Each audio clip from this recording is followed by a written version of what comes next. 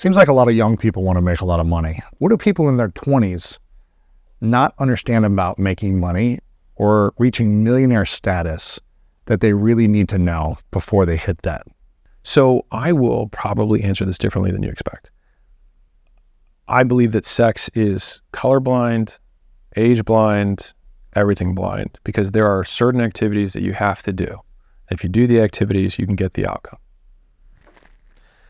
Now, if you're in your 20s, it's very difficult to do the amount of activities for a long enough period of time in order to get that. Now, you've got Ben Francis, who started Gymshark when he was 16 or 17 years old, and when he was 28, it was worth over $1 billion. So he was in his 20s, and it was, he made $1 billion company. Is that the exception? For the most part, yeah. That's not as common. I became a millionaire when I was 26 or 27. I can't remember. It was between 26 and 27 is when I had my first $1 million in my bank account.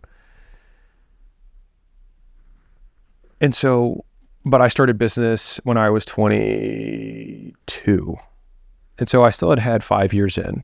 And now that's still fast. Don't get me wrong, it's still fast.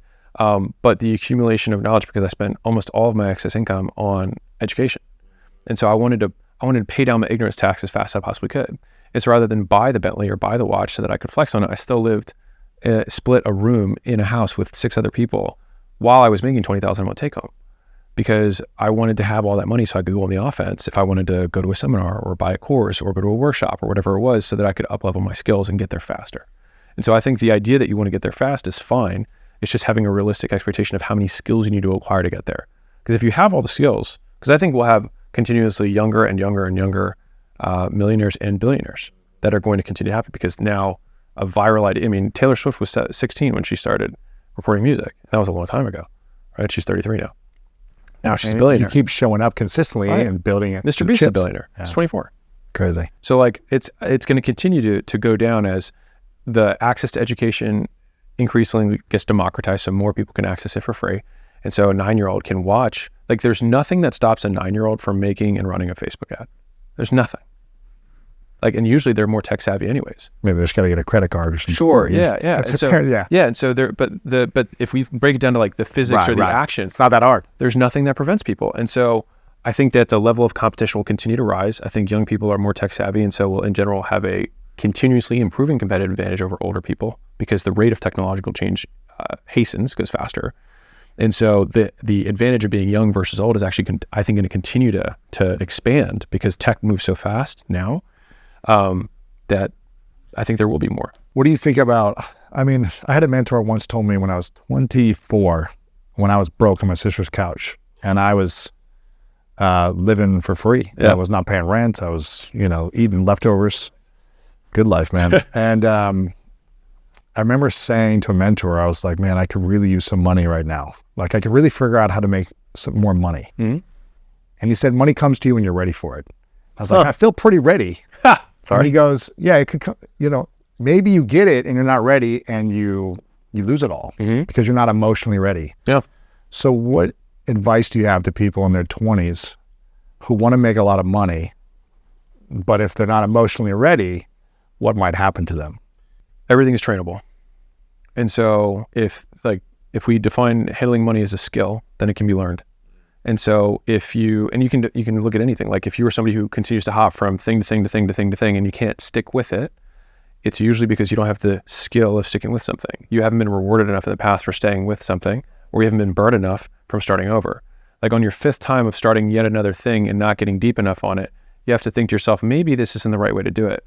I love giving this kind of S-curve analogy, which hopefully your audience will enjoy. But there's 5 stages as I see it as somebody goes through the entrepreneurial journey when they're starting out. In the beginning, you've got the midline, right, where they start.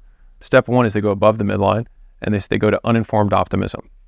They see the grass on the other side, it looks greener, and they're like, my buddy's doing drop shipping, and he's making all this money, right. And that's going to be me.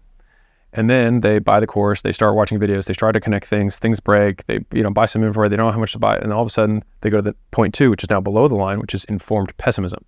This is hard. Yeah, they find out all the things that they didn't know in the beginning. They paid down some ignorance debt, but there's still more to pay. They're like, okay, wow.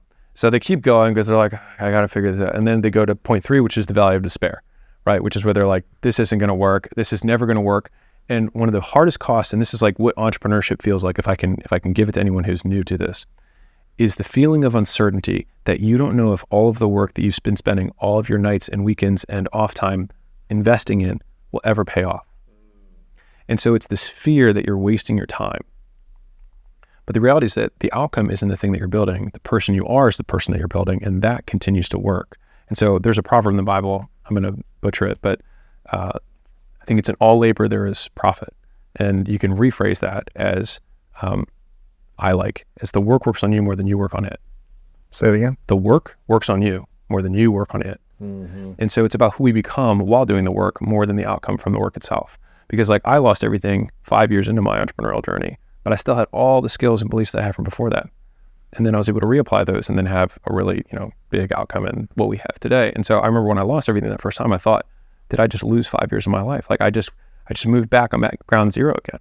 But I wasn't, because I had all these skills that I had learned, owning and scaling 6 gyms at that point. And so point 1, uninformed optimism. Point 2, informed pessimism. Point 3, value of despair. And then go to point 4, which is informed optimism.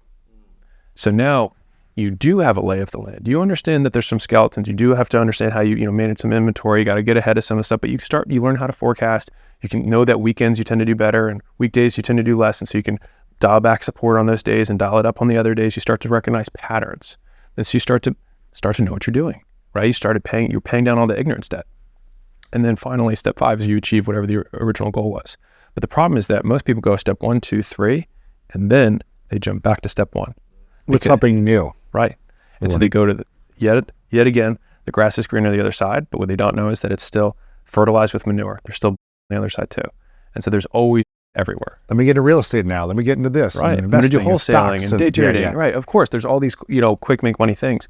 But if you look at the people who are making the most money in it, they spent usually a significant amount of time.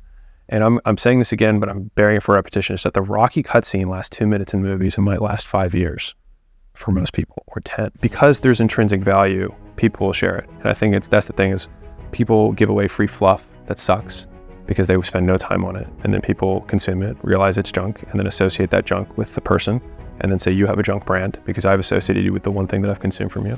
And so despite the fact that your customer is only going to be 1% of the people that